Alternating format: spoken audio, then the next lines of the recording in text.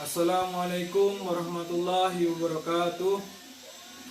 Di sini saya akan mempresentasikan materi mata kuliah Al-Islam 3 yang berjudul Pemurnian dan Pembaharuan di Dunia Muslim.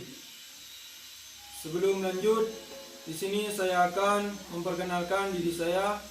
Nama Mohrido Hafidi, NIM 1910511034, kelas B Ilmu Pemerintahan. Di sini saya akan menjelaskan tentang pemurnian. Pemurnian kalau di bahasa Arab sering disebut tajrid. Tajrid itu artinya mengosongkan. Tajrid ini sebenarnya membuat asli, maka kalau dalam istilah akademik sering disebut purifikasi atau pure. Jadi pure itu bersih, tajrid itu kosong. Dan pemurnian itu sebenarnya memurnikan kembali ajaran. Dalam hal ini adalah agama Islam. Itu dimurnikan kembali. Jadi kalau kita bicara dimurnikan, itu apakah ajaran itu tidak ada? Awalnya ajaran itu ada, hanya kemudian tercemar. Karena tercemar dicoba dimurnikan.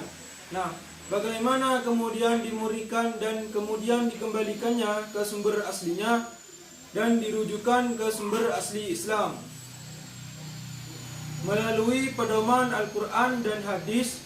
Di pemurnian di dunia Muslim hanya terjadi di ranah akidah dan ibadah. Dan kemudian saya akan menjelaskan pembaruan. Pembaruan adalah modifikasi. Pembaruan juga bisa dikatakan dengan modernisasi. Hal yang diperbarui dalam Islam dilakukan dalam arti kreasi dan inovasi. Jadi jika ada hal yang tidak relevan, maka perlu diperbarui dan perlu digarisbawahi bahwa pembaruan itu tidak pernah ada di ranah ibadah, tetapi pembaruan itu ada di muamalah. Apa arti muamalah? Muamalah itu menuntut ilmu dan perbedaan pemurnian dan pembaruan. Yaitu jika pemurnian hanya di ranah akidah dan ibadah, sedangkan pembaruan hanya ada di muamalah saja. Kemudian saya akan menjelaskan peradaban Islam. Peradaban Islam tidak mungkin terjadi bila pembaruan peradaban Islam yang terjadi puncaknya pada masa Bani Abbasi.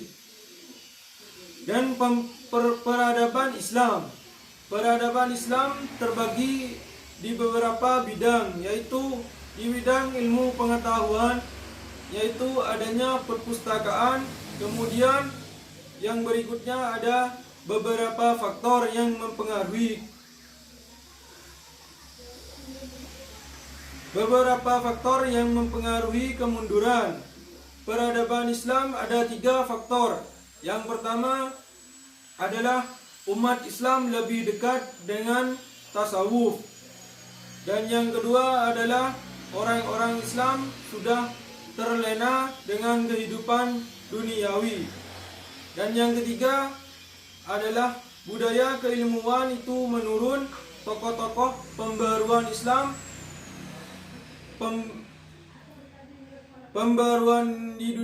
pembaruan di Indonesia, yaitu Kiai Ahmad Dahlan. Setelah saya mendengar dan menyimak dari materi Al-Islam 3 yang berjudul Pemurnian dan Pembaruan di Dunia Muslim, dan di sini saya dapat menyimpulkan bahwa Islam maju, ilmu diambil dari perpustakaan, dan perpustakaan berasal dari Barat. Dan Barat maju karena meninggalkan kitab sucinya. Islam mundur karena meninggalkan kitab sucinya.